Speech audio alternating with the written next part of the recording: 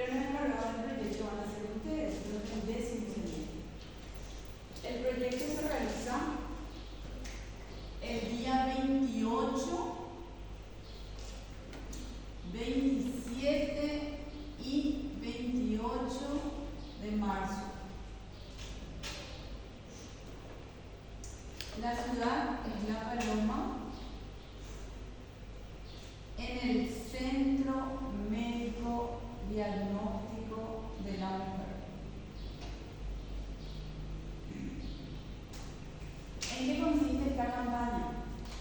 Bueno, en marzo, exactamente el 26 de marzo, se considera el Día Mundial de Prevención contra el Cáncer de Cuello uterino. Habíamos hecho hace 2 años acá en el Hospital Regional. ¿Qué es lo que hacemos? Hacemos la detección del virus del HPV, el virus del papiloma humano. Probablemente en la primera semana de marzo vamos a adelantar la unidad de oncología ginecológica para que podamos conocer a esas patologías, o incluso antes para que ustedes puedan elaborar también el proyecto.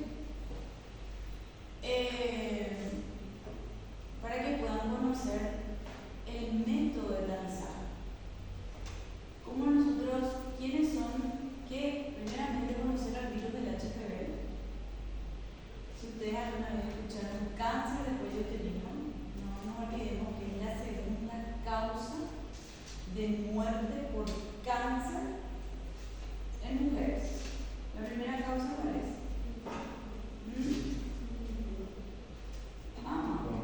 Pero si vamos a ir por las estadísticas del año 2025, 422 mujeres murieron por cáncer de mama y 418 mujeres murieron por cáncer de cuello uterino. O sea que sigue siendo. Entonces, es una enfermedad de transmisión sexual. La única manera de poder detectar a este virus es por medio del Papá Nicolau o el test del HPV. La mujer va a tener una etapa subclínica donde va a ser portadora del virus. La paciente va a tener una etapa clínica, pero lesiones visibles únicamente por colposcopía, y la paciente va a seguir sin síntomas. Nada, bien. Yo me siento bien.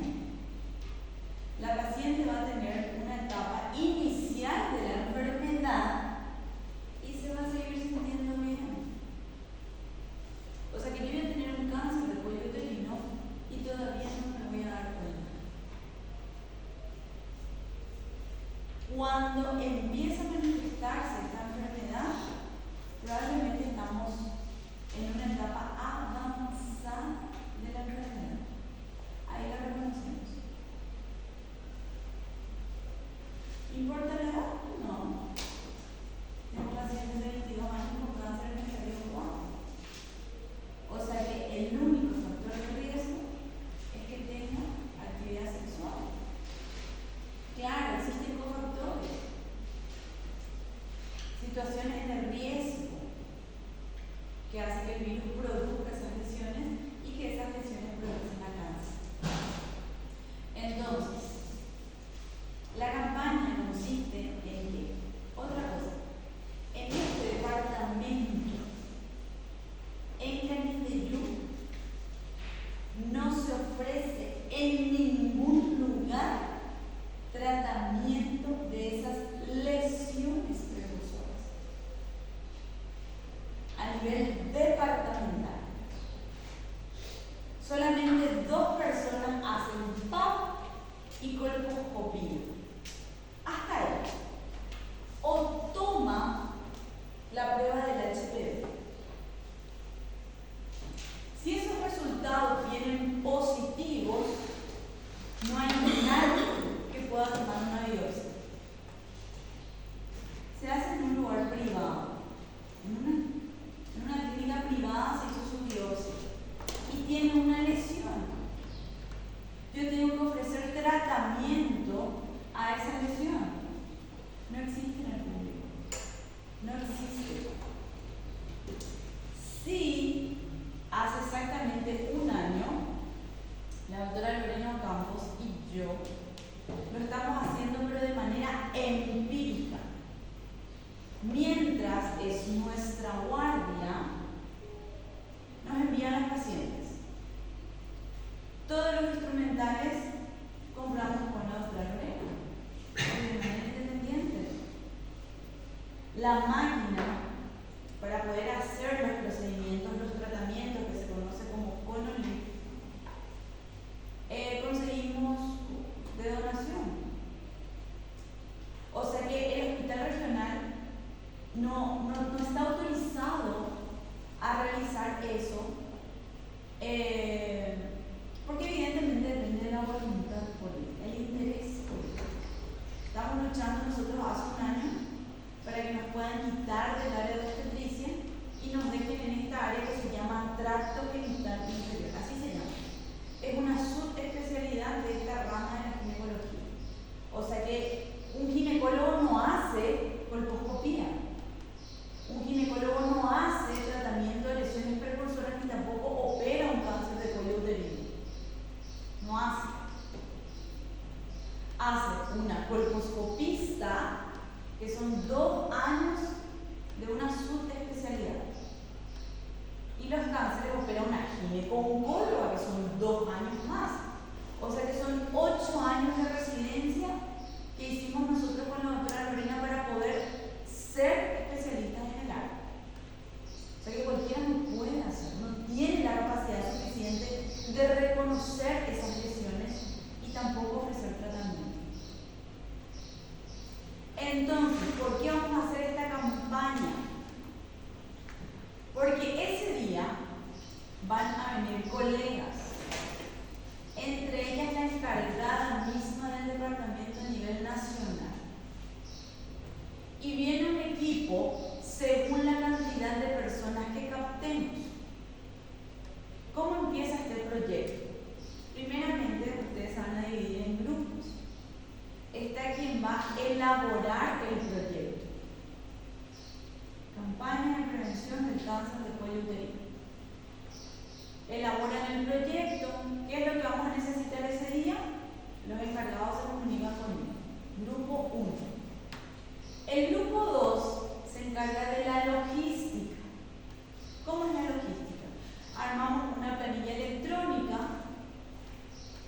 que le hacemos llegar a todas las unidades de salud de la familia a nivel departamental, porque ellas van a ser nuestra puerta de entrada.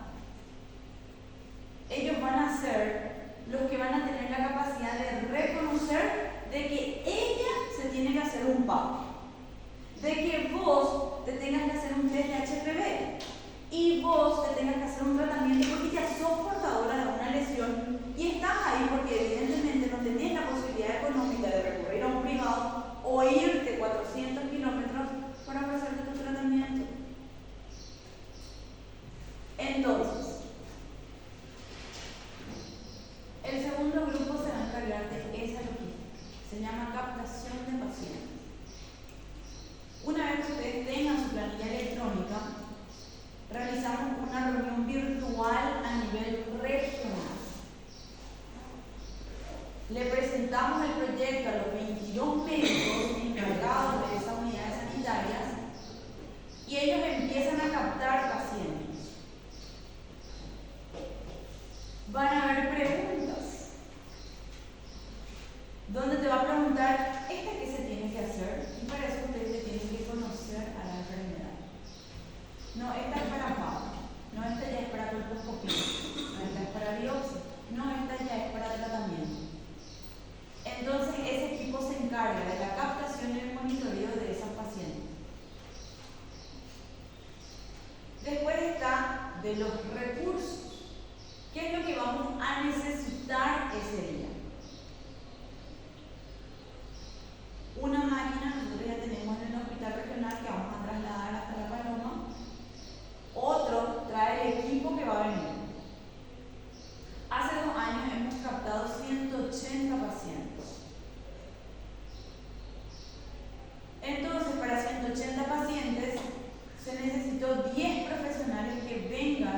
de la capital.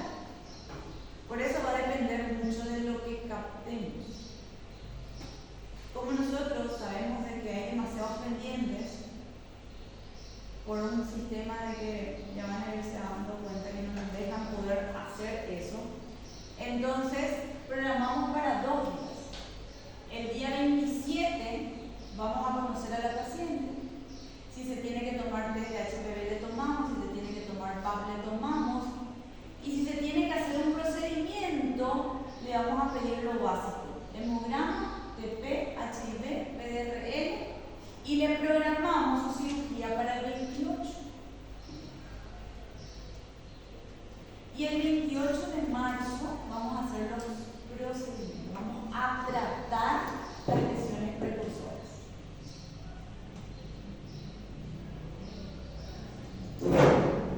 Y después vamos a ir viendo qué es lo que se necesita para ese día. Probablemente sean pacientes que vengan de lejos, que ya estén ahí desde las 6 de la mañana. Y luego todo lo que solemos hacer: una charla educativa, que sepan qué es, que ellos le conozcan al virus del HPV, porque ahora se hacen el test, tienen positivo y ya vienen el consejo que tienen cáncer y ya están condenados. Las que tienen test positivo ni siquiera salen de su casa, que están esperando morirse. Bueno, no tiene sentido. Yo puedo ser portadora del test y ni siquiera tener una lesión precursora, porque ustedes se van a dar cuenta cuando demos la clase de qué manera actúa este virus. Ese es el proyecto. ¿Van a necesitar de más personas? Sí, van a necesitar de más personas. Entonces van a recuperar el 9º semestre. Probablemente con el grupo que le toque a la doctora Lorena Ocampo, porque somos nosotras dos las que vamos a encabezar el proyecto. También le van a incluir al doctor Marco Coronel, evidentemente, porque es su jefe de cátedra y seguramente los que trabajan van a querer también su nota de ginecología y su nota de obstetricia. Bueno, este trabajo tiene 20 puntos. 10 puntos para ginecología, 10 puntos para obstetricia. Y van a dividirse. Evidentemente, hay personas que van a trabajar más, específicamente los que les toca todo este tema de la captación de pacientes. Pero cada uno lo suyo. Cada uno va a saber para qué es bueno. Están los que van a dar la charla, los que van a elaborar el proyecto y los que se van a encargar ese día de organizar a los pacientes. Y luego hay mucho trabajo. Entonces se dividen en grupos, se organizan y el proyecto hay que presentar 30 días antes. Hoy es 4 de febrero, ¿verdad? 4 de febrero. No esperen el 28 de febrero para presentar el proyecto. A medida que van haciendo, yo hice con Karen Sara. ¿Le conocen a Karen? Sí. ¿Me pueden pedir a ella cómo ella elaboró ese proyecto para Salto del Vuelo? Solamente que acaban de hacer probablemente 2 días. ¿Sabes que hicimos 170 pacientes? Hicimos los 170 pacientes, pero fue así inhumano. Porque no dieron abasto, terminaron, tenían que son personas que vienen, tienen que volver a viajar, entonces van a venir con tranquilidad. ¿Qué pasó, César? ¿Qué pasó? No. Bueno, ese es el trabajo práctico, ¿sí? Entonces ustedes se organizan, me pasan los grupos y empezamos. Acotados son 4 grupos. Claro, sí. ¿Cuáles son los grupos de práctica? Claro. Bueno, la verdad que yo le dejo, siempre los grupos se dividen en con talento y sin talento. Con talento, normalmente hacen las charlas, hay gente que no quiere hablar, por ejemplo, pero quiere escribir, ¿sí? Entonces, divídanse por grupo, como quieran, o con talento y sin talento. Así, ustedes sabrán para qué son buenos. ¿Sí? Entonces van a estar cómodos. ¿Ah? Es que así, hay gente que le encanta. Y hay gente que no, ¿entendés? Y no, cada uno esté cómodo en lo que le gusta. No porque solo el grupo uno y tiene que dar la charla, sino que yo le tengo a un artista ahí, ¿entendés? Entonces ponele al artista que hable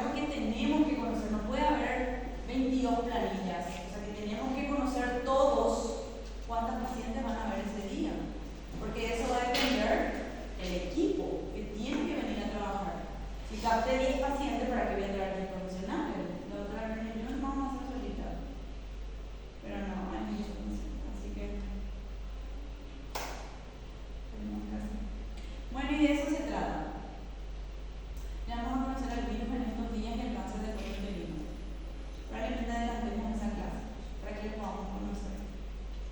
Así que vamos a adelantar las manos. Bueno, bienvenidos de nuevo a esta segunda etapa, ya la etapa final,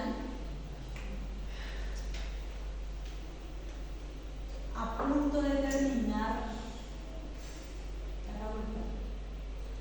¿No? ¿Pasa rápido? ¿Sí? ¿No? Pasa rápido. No, pero sí, para mí tampoco había pasado rápido, pero yo era muy impresionada. Y obviamente tengo muchos problemas. Pero bien. ¿Qué pasó? ¿No? ¿No pasó rápido? Fue lento. Arriero. Sí. Yo comencé en 2016. ¿2016? 16. Eu peguei a pandemia quando eu fui integrar. Ah, Eu não queria por ano passado. pasaron cosas.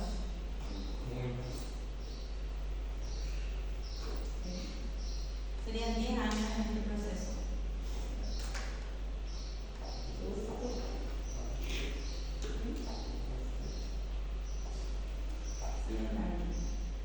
Bueno, vamos a continuar con ginecología. Hoy vamos a hablar de una enfermedad, no sé si alguna le conoce y es portadora, pero es la endometriosis. Cuando nosotros hablamos de la endometriosis, estamos hablando, dice enfermedad ginecológica benigna, que era la adenomiosis ana.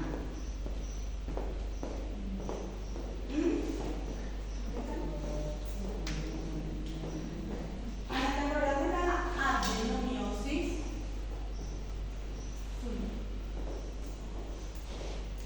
Pode relacionar com a matar, será? Você vai brigar comigo, será? ¿Para qué? Você vai brigar comigo? No, porque está sentada enfrente, ¿verdad? Ya me era castigada. Ah, lembra quando. No te llamas Ana, esa es tu desventaja. Já queria também, né? Sim. É que é quando tem o crescimento do miométrio Al revés. Isso, do endométrio miométrio. En el miometrio. Isso. O sea que estamos hablando de una implantación anormal del tejido endometrial en el miometrio. Cuando hablamos de endometriosis, estamos hablando de la implantación anormal del tejido endometrial, pero en el peritoneo, en la cavidad abdominal. Podemos encontrarlo en cualquier superficie que esté cubierta por peritoneo. Cualquiera. Trompa, fondo de saco, cara anterior del útero, cara posterior. Y vamos a entender por qué también podemos encontrar tejido endometrial en el ovario, porque no está cubierto por peritoneo en el ovario, ¿verdad? Pero también lo podemos encontrar en el ovario. Porque van a haber teorías que van a explicar el origen de estas glándulas endometriales.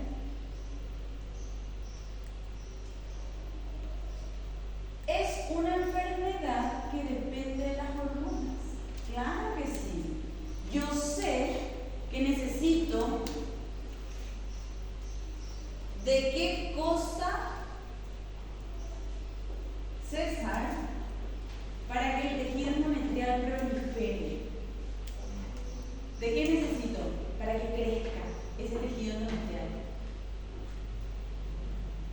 ¿Quién se encarga de estimular al endometrio y se inicia la fase proliferativa? El estrógeno. O sea que yo necesito del estrógeno para que estas células crezcan. Por eso es una enfermedad dependiente de hormonas. Y evidentemente no vamos a encontrar a esta enfermedad en mujeres en edad fértil. La presencia del tejido endometrial en el miometrio se conoce como adenomiosis. Esta enfermedad se caracteriza por producir dolor pélvico crónico y esterilidad. ¿Cuál era la última patología que habíamos estudiado que también produce dolor pélvico crónico y esterilidad? EPI. Y vamos a evaluar, pero ¿cómo se originaba la enfermedad pélvica inflamatoria? Eran situaciones de riesgo, ¿verdad? Conductas de riesgo, gérmenes que se encargaban de producir un proceso inflamatorio. Y esa enfermedad progresaba. Las trompas estaban comprometidas, teníamos al principio un proceso inflamatorio, luego si no lo podíamos detener o no diagnosticar, formación de abscesos, o incluso podríamos tener una peritonitis de origen ginecológico. Y el contexto era probablemente una mujer menor de 25 años que no utilizaba ningún método de barrera, relaciones sexuales múltiples o precoz, el hábito tabáquico, y le teníamos como consecuencia un dolor pélvico crónico por las adherencias o incluso esterilidad. En un estudio anterior hemos operado una paciente de 17 años con un complejo tubo ovario y le tuvimos que quitar la trompa y el ovario y tratar de rescatar la que quedaba, que evidentemente ya nos imaginaremos el pronóstico, probablemente nunca tenga hijos, o si hay una fecundación probablemente haga un ectópico, y tiene 17 años, que gracias a Dios, porque le dejamos la trompa pero lavado, cepillado, de todo para dejarle una trompa que también estaba toda infectada. Lavado, antibioterapia, la otra le tuvimos que quitar, y 17 años la paciente.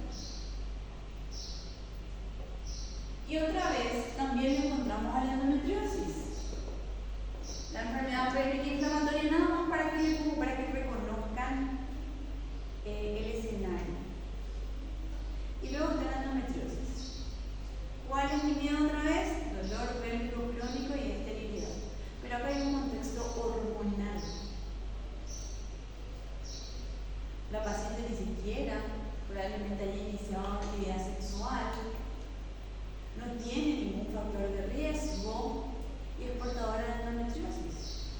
La edad y la situación hormonal es suficiente para que ella pare. Ahora vamos a reconocer un poco por qué se produce. Dice la causa definitiva de la endometriosis se desconoce, y atiendan bien esta palabra. Existen teorías que explican por qué se produce la endometriosis. La más aceptada es la primera que voy a mencionar. Esa es la más aceptada. Y dice menstruación retrógrada. ¿Cuál es la posición anatómica frecuente del útero? Puede estar en anteroversoflexión o en retroversoflexión, ¿cierto? Entonces es una situación muy común que hace que cantidad de menstruación va de manera externa y cierta cantidad a través de la trompa desagüe en el peritoneo, en la cavidad. Ahora, pero todas tenemos en retroverso o en anteroverso. Pero ¿por qué ella hace endometriosis y ella no? Entonces yo voy a hablar de la participación del sistema inmunitario. En esta mujer que no es portadora de endometriosis y tiene el útero en retroversoflexión, se encarga el sistema inmunitario, los macrófagos, de digerir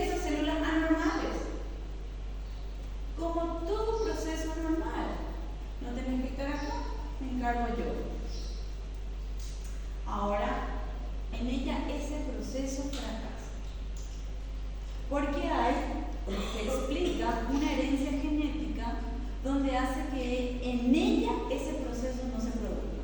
Entonces queda ahí la sangre, necesita solamente de riego vascular y prolifera. Entonces va a tener implantes endometriósicos en todo el peritoneo pélvico. Esa es la teoría más aceptada, es la teoría más común que explica la aparición de la endometriosis. Y ya habíamos dicho, la tercera, voy a hablarle de la metaplasia celómica, porque también nosotros podemos encontrar en el ovario. Ahora, ¿por qué nosotros encontramos en el ovario? No nos olvidemos que es un órgano pluripotencial. Tienen las 3 capas a ese nivel y se diferencia normalmente el tejido ovárico. Pero ¿qué pasó? Hubo una alteración en la transformación de ese endodermo y se transforma en endometrio en el ovario. Porque viene de ahí, nacen de la misma madre. Solamente que en vez de haber tejido ovárico también hay endometrio, también hay endometrio, también puedo encontrar hueso, pelo, diente en el ovario. ¿Sí? ¿Vieron alguna vez un teratoma? Por el origen. Puedo encontrar músculo. Bueno, así también puedo encontrar tejido endometrial. Y voy a tener un endometrioma, un tumor de origen endometrial en el ovario. ¿Dónde estuvo el problema? En el origen.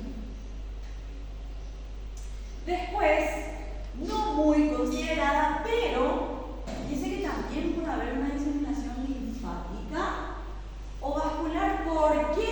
Porque hemos encontrado tejido endometrial en el pulmón.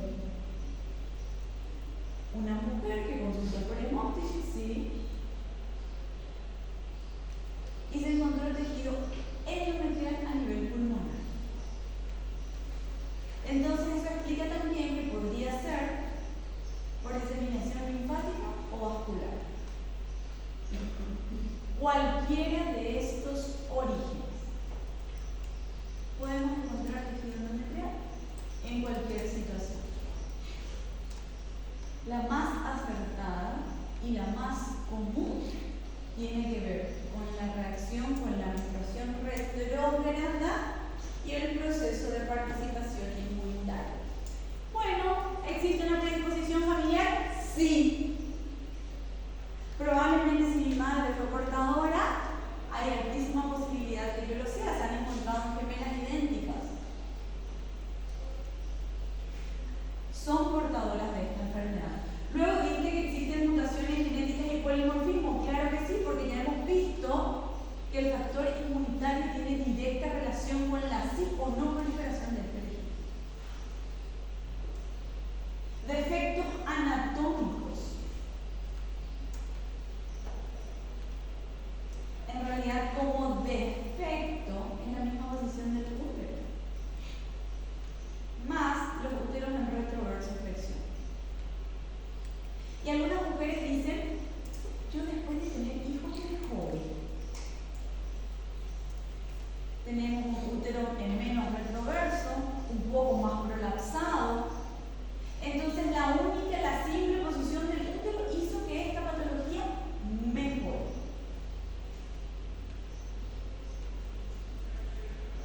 Y las toxinas ambientales.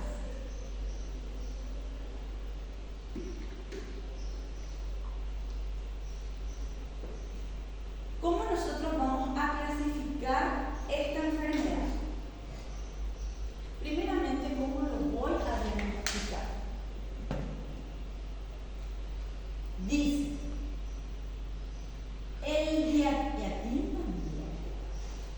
el diagnóstico, o sea que la sospecha diagnóstica es la clínica. ¿Cuál crees, Carlos Marco, que va a ser la historia de una paciente en la que vos sospeches endometriosis? ¿Qué crees que te va a contar?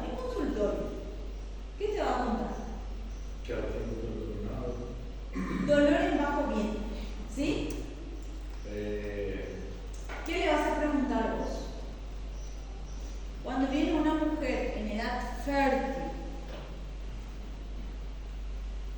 con dolor en bajo vientre, ¿qué te importa?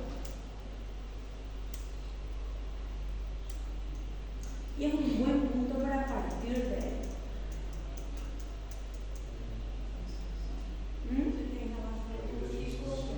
Súper importante. ¿Verdad, Carmen? Si tiene o no tiene relación con el ciclo. Y normalmente te van a decir que antes sí, pero ahora ya me duele. Siempre. Probablemente sea una paciente que tiene dolor o tiene dismenorrea, dolor con la menstruación, desde la menarca. El 90% de los pacientes refieren dolor desde la menarca. Y las características de ese dolor, porque hay pacientes que tienen así un cólico, así, menstruan, pasó. Hay otras que tienen que recurrir a algún antiespasmódico, a algún antiespasmódico. Y van a ver mujeres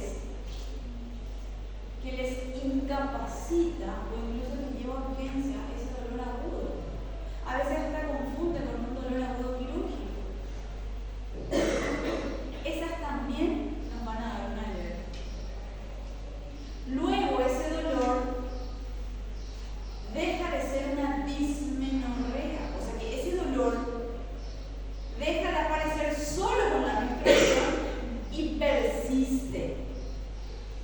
Apareció la endometriosis. Inició la endometriosis. Esa es la típica historia, para los marcos, en la paciente en la que vas a sospechar dolor pélvico crónico. En la que vas a sospechar endometriosis. Una mujer en edad fértil que tiene una historia de dolor. Es más, tenés que preguntarle, ¿por qué? Porque las mujeres que toda su vida tuvieron dolor, es parte de su vida, entonces no cuentan. Porque siempre luego me duele, entonces aceptan y conviven y no. Es un dato que ellos no te requieren, porque toda su vida vivieron con dolor. Pero para poder tener una sospecha de esta enfermedad, esa es la historia clásica de una paciente con endometriosis. Y el diagnóstico definitivo, porque un abdomen con un dolor pélvico crónico a veces obliga a una laparoscopía diagnóstica, gold estándar para el diagnóstico de la endometriosis. La mayoría de las literaturas, la Sociedad de Endometriosis, dice que es suficiente con que yo entre y mire las lesiones para hacer el diagnóstico. Dice, no requiero de una biopsia. Las lesiones son características. Vamos a ver al mismo endometrio, la misma glándula endometrial brillosa e implantada en algún lugar del peritoneo. O vamos a ver un endometrioma en el ovario con la típica característica de esa secreción achocolatada que no te da nadie más que no sea la endometriosis. Que yo vea eso es suficiente, dice la mayoría. Nuestro libro dice laparoscopía diagnóstica, visualización directa de las lesiones y dice toma de biopsia. Nuestro libro dice que necesitamos de la anatomía patológica para poder hacer el diagnóstico. Si yo les pongo que el diagnóstico es laparoscópico, es suficiente. No les voy a poner laparoscópico, biópsico, historia clínica. La confirmación diagnóstica es suficiente. Hola. Logré. Tarde, pero logré. ¿Lograste? Sí. No, acá no. Me fui a hacer las 4. Acá no entra. Sí.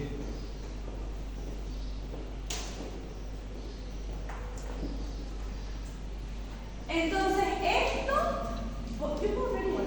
Sí, claro. Mira, esto dice el Williams, ¿sí? Dice, método principal para el diagnóstico es la laparoscopía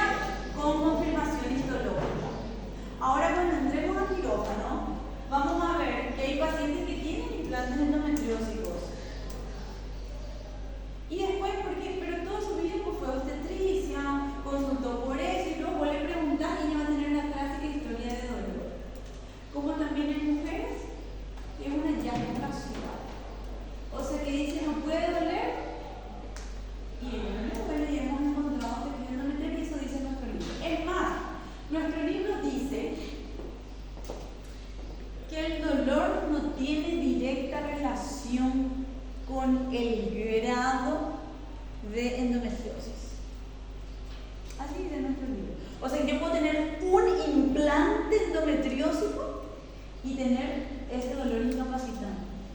Como puedo tener múltiples implantes endometriósicos y el hallazgo es casual. Ahora, el lugar donde se ubica, sí yo puedo relacionar con los síntomas. Si yo tengo implantes endometriósicos en fondo de saco, la paciente tiene una dispareunia, no puede tener actividad sexual. Porque con la penetración profunda grita de dolor, porque ahí está el implante endometriósico. O sea que tiene relación con el síntoma, sí. Tengo pacientes que tienen en cara anterior del útero y progresa vejiga y tienen una cistitis siempre. O sea que la localización de la lesión tal vez tenga relación con el síntoma, pero no con el grado de dolor. Eso dice nuestro libro. Pero las historias y los hallazgos hoy en día dicen que sí tiene que ver. Gran implante, gran dolor, dicen. Pero, ¿cómo?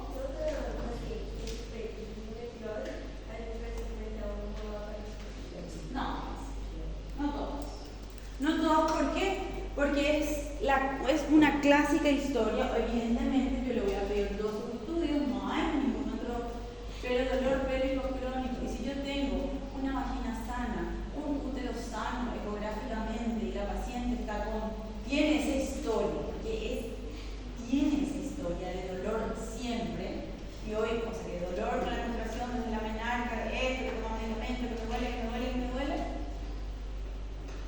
es una sospecha. Es suficiente para que vos hagas el diagnóstico y ofrezcas tratamientos.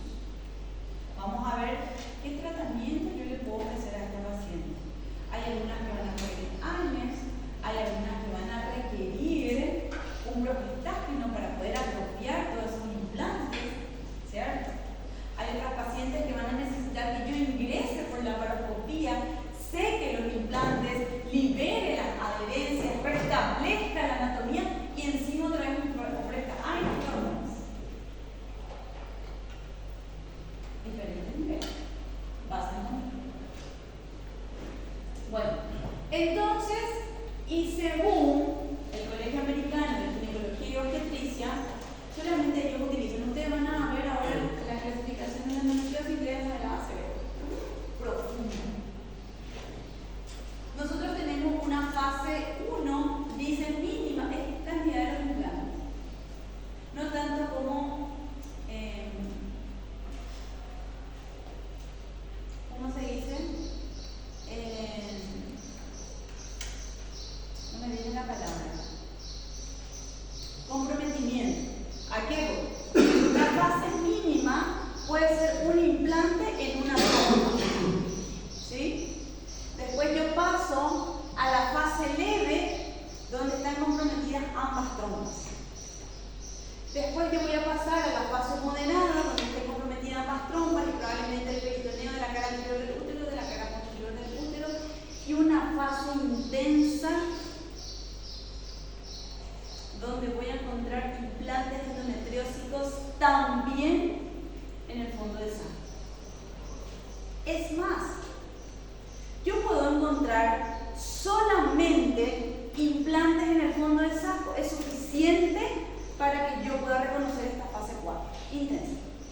Todo bien trompa, todo bien ovario, todo bien cara anterior y posterior, pero está en ese lugar, intensa o profunda.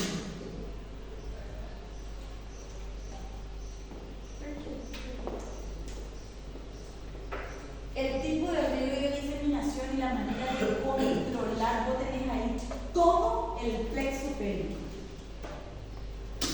Y probablemente estas pacientes, ¿te acuerdas que hablamos ANES, ACO, la laparoscopía, entro, debrido, separo, devuelvo la anatomía? Pero continúa, ¿por qué? Porque el plexo está comprometido. Estas pacientes ni siquiera pueden hacer su actividad diaria. Son pacientes pacientes y con internaciones repetidas. ¿Y qué necesito sumar a todo eso? Una neurectomía. Y ahí, en Paraguay no existe. En Argentina están los mejores cirujanos neuropélvicos y hacen una neurectomía presárrea a estas pacientes. Por el lugar y por el comprometimiento de la irrigación es que es la peor fase. O sea, que vos podés tener en la trompa, en el útero, en el ovario, y no en la peritoneumia, y no pasa nada. Tenés ahí es suficiente para que tengas todos los síntomas. Nosotros hoy tenemos 2 pacientes de 42 años incapacitadas y encima otra vez. Una es costurera, trabaja sentada. Ella ahora 42 años y encima deseo de gestación y encima esterilidad. Y nada, ella va a ir a la esterectomía y a la neurectomía. Porque eligió, evidentemente, ya no vivir un dolor. O sea que es incapaz. ¿Dónde entonces podemos encontrar? En cualquier parte. Ovario, peritoneo, fondo de saco, ligamento, tabique, ureter, vejiga, pericardio. Ay, ¿por qué suelo encontrar una cicatriz quirúrgica? Una endometriosis de par. ¿En qué tipo de cicatriz? Yo voy a encontrar una endometriosis de par.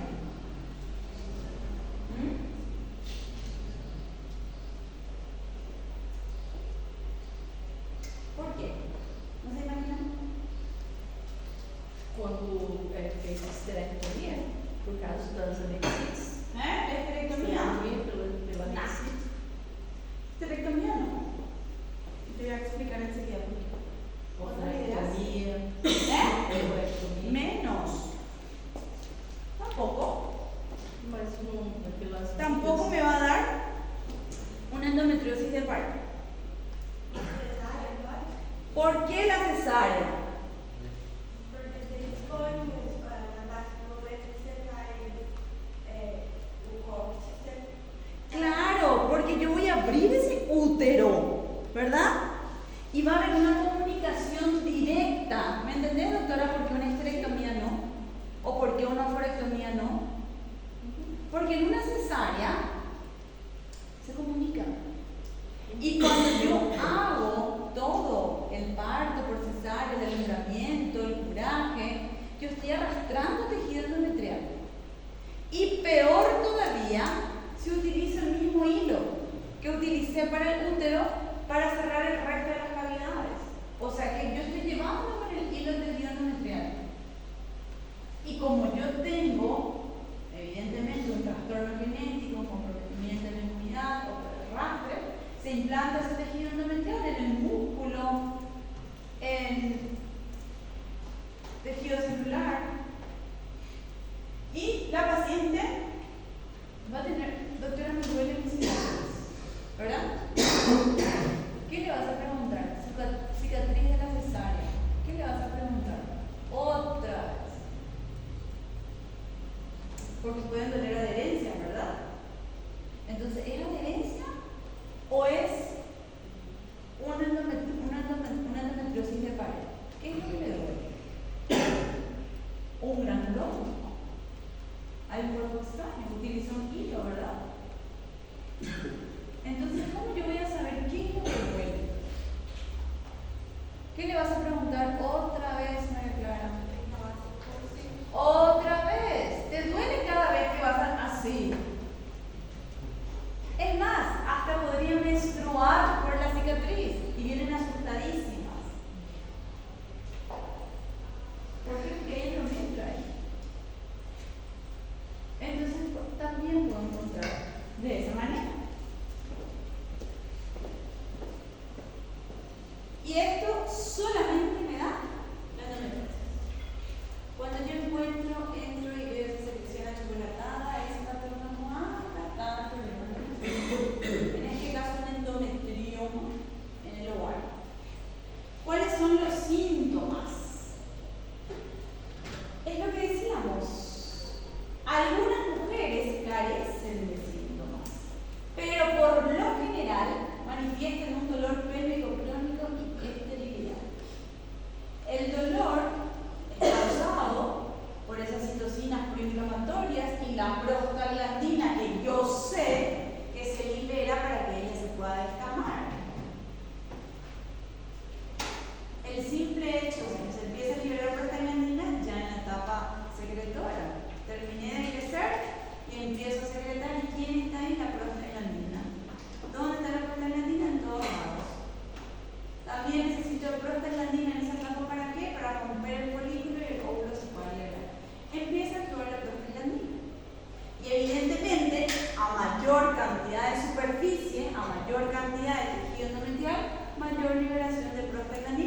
mayor dolor. Esa es la teoría que habla un poco y dice, claro que sí, mayor cantidad de implantes, mayor dolor. Como hay otras literaturas que dicen que no tiene relación, pueden ser mínimos implantes y máximo dolor. Y la historia de dismenorrea, siempre va a haber. Sí, claro que sí, tengo dolor desde que me menstruo. Y hoy ya me duele siempre.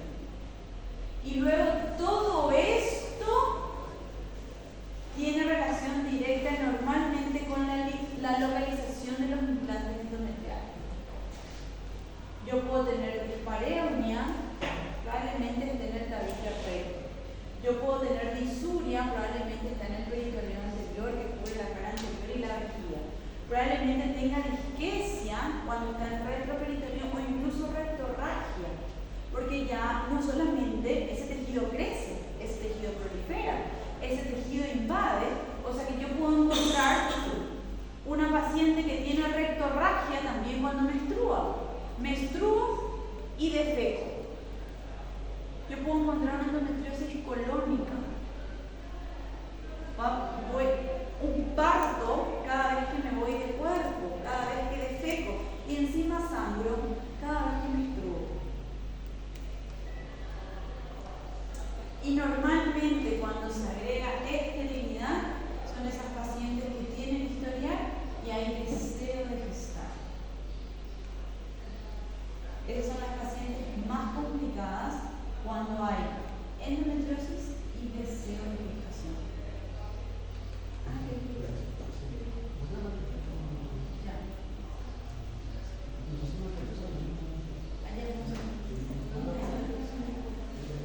¿Qué hora es ahora? No, me falta una hora.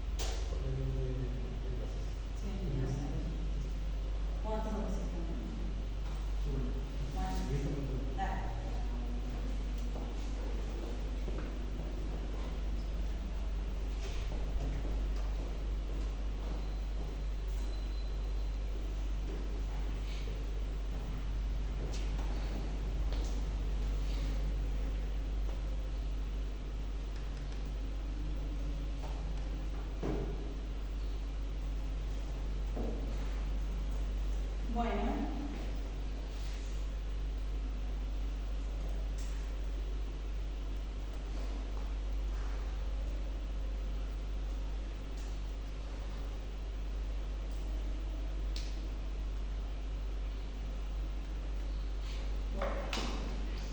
Ahora, llegó al consultorio César o Carlos Marco, ¿verdad? Carlos Marco. Llegó al consultorio la paciente, ¿verdad? En la que vos sospechás de endometriosis porque tiene esa historia que ustedes ya conocen, ¿sí? Sí, probablemente seas portadora de endometriosis. Le hablas de la enfermedad, ¿qué estudio le vas a pedir?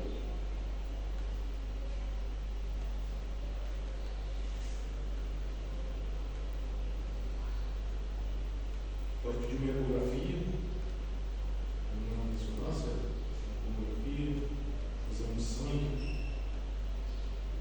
Le vamos a hacer un examen físico, evidentemente.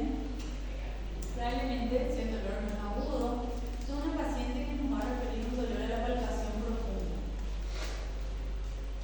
Una paciente que va a tener dolor con el tacto vaginal y una paciente que va a tener dolor con la especuloscopia.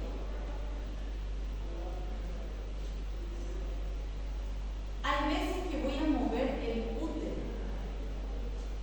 y hay veces que de las adherencias me va a ser difícil y se conoce como pelvis bloqueada, porque cada proceso inflamatorio y en cada ciclo que la paciente tuvo, esas lesiones cicatrizan. Y cuando cicatrizan se van produciendo la fibrosis. Y la fibrosis produce adherencias. Y eso es lo que le da el dolor pélvico crónico. Y al transformar la anatomía se suma la esterilidad. Entonces, vamos a encontrar dolor siempre al examen físico.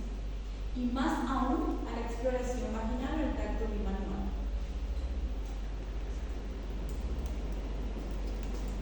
Le voy a pedir una ecografía ginecológica transvaginal, ¿verdad?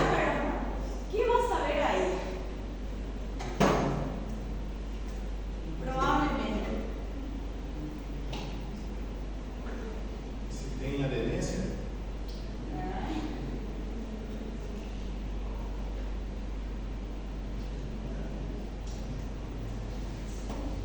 Probablemente un útero sano, Carlos Marcos. Probablemente un útero sano. A no ser que tenga un endometrioma, ¿verdad? En el ovario. Un quiste endometrioso. Un útero sano.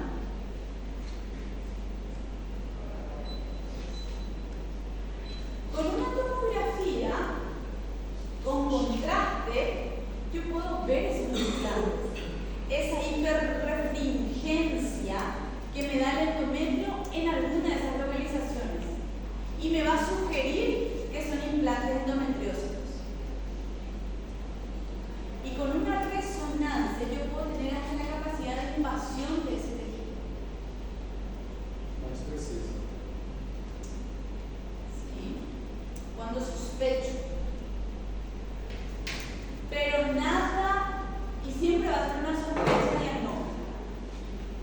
¿Cómo yo voy a hacer el diagnóstico definitivo? La aparoscopía, la visualización directa de la lesión que va a dar la confirmación diagnóstica. Otras situaciones que sugieren el proceso inflamatorio va a ser el CA125, que se originan de las células epiteliales en el proceso de transformación. O sea que ese simple proceso inflamatorio me va a alterar ese marcador. Claro. ¿Cuál es el valor? ¿Hasta cuánto es CA125? ¿Ustedes ya terminaron onco, verdad? Ahora empezaron con oncología hasta 30. Probablemente endometriosis de 60, 100, una severa 120 y una transformación atípica probablemente tiene 400, 600, 700. No es específico el CA125 y es muy sensible. Pero me puede sugerir, si yo ya tengo el diagnóstico de endometriosis, yo incluso seguimiento le puedo hacer con este marcador.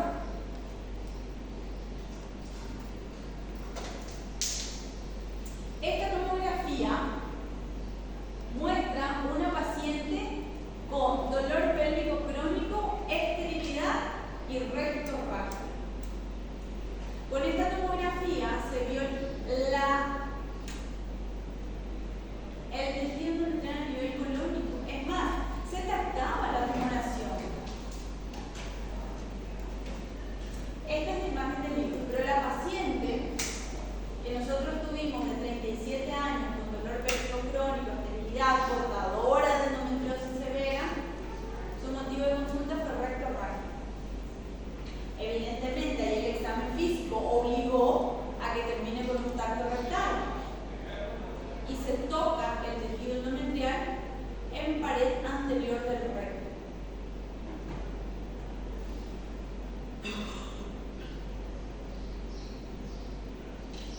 ¿Qué tratamiento le ofrecimos a esta paciente? Se hace una tumorectomía.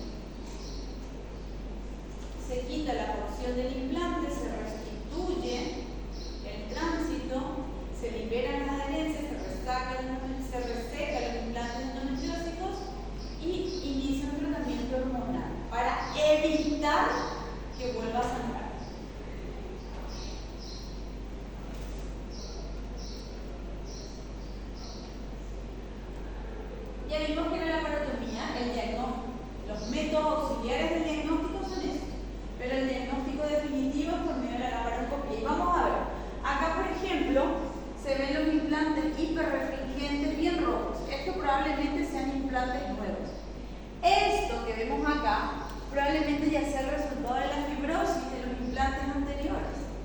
son lesiones rojas, negras y blancas. Ese es el proceso. Roja, implantes nuevos, neovascularización. Los negros ya es la hemosiderina del proceso de coagulación. Y blanco ya es la fibrosis, lesiones antiguas. Pero eso todo es Sí. Y se agudiza cuando ellas aparecen, ¿verdad? Se desarrolla. Y ahora tenemos que hacer claro que sí el diagnóstico diferencial. ¿Y cuál es la primera que les va a venir en mente? Siempre la EPI. Pero hoy está claro el escenario. Hoy está claro los factores de riesgo. ¿En quién voy a sospechar una EPI y en quién voy a sospechar una endometriosis? Independientemente de que se manifiesten de la misma manera, acá depende de una situación de riesgo y acá de una historia hormonal.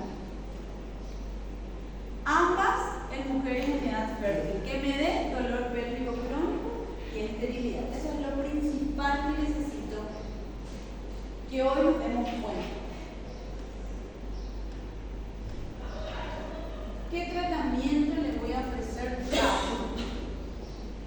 ¿Qué le voy a ofrecer a una paciente? Ella le diagnosticó endometriosis, ya hizo su trabajo, ¿sí? Y decidió hacerle una laparoscopía diagnóstica y confirmó la lesión. La paciente va a ir de alta. ¿Qué le vas a recomendar a esta paciente que te estoy presentando? Sí. ¿Qué? ¿Qué es lo que vas a evitar con las hormonas? Sí. Que sangre, ¿verdad? Entonces, para que no sangre, ¿qué tenés que hacer? Estrógeno.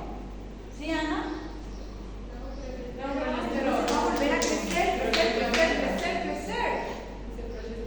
Claro, al contrario, ningún anticonceptivo que tenga estrógeno. Le vas a dar un progestágeno solo, porque vos querés que no prolifere jamás.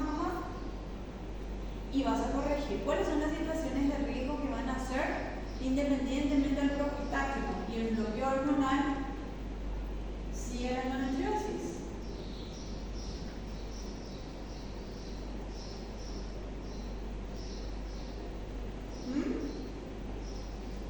¿Qué voy a hacer? ¿Quién está ahí proliferando el endometrio siempre y en una situación de riesgo?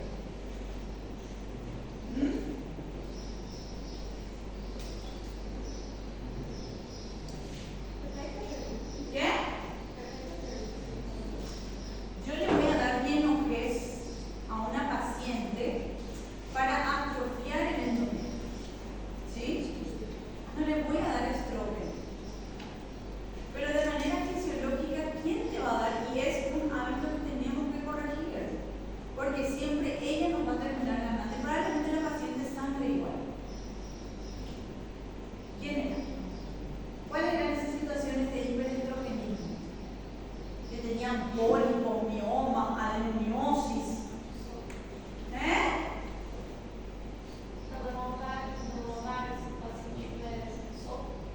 No. Tienen andrógenos en el sol. Bien, si es una sobrina. Claro, la estrona. Vas a tener una secreción periférica constante de estrógeno. Y probablemente le gane al Bienogés que le des y vuelva a crecer el tejido endometrial. Y vuelva a sanar a la paciente. Estas mujeres tienen que recibir una dieta antiinflamatoria,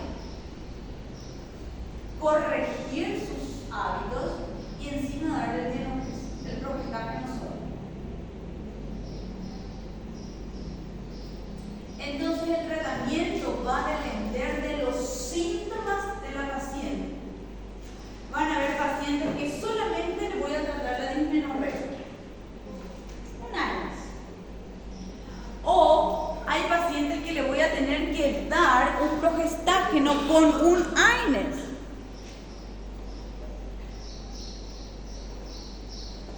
O van a haber pacientes que vamos a tener que ofrecer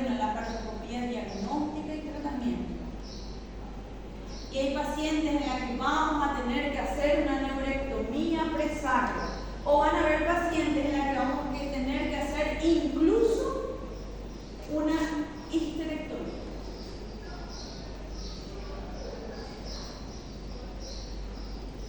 Hoy esta paciente de 42 años, que es modista, que ya está encamada, tiene internaciones 3 veces al mes, o sea que ya le volvió incapacitante. No le voy a ofrecer un AINES, no le voy a ofrecer un dinero que hace 10 años que tomo. Entonces le voy a dar calidad de vida. Probablemente sea una histerectomía y una neurectomía. Pronto.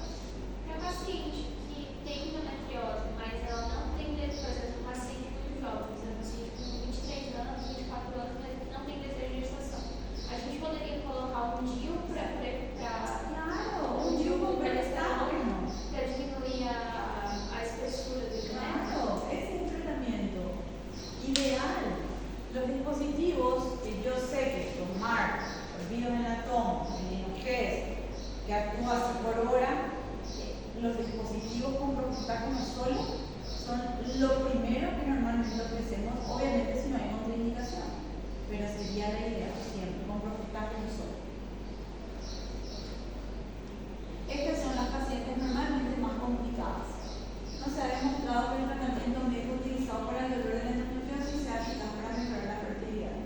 Ablaciones quirúrgicas utilizadas en endometriosis mínimas o leves, que es entrar, resecar los implantes, liberar las adherencias, adhesiólisis. Y esto es un algoritmo que nos da, que nos ofrece más o menos según las características del dolor. O si hay dolor con esterilidad. Se le va a depender de cada paciente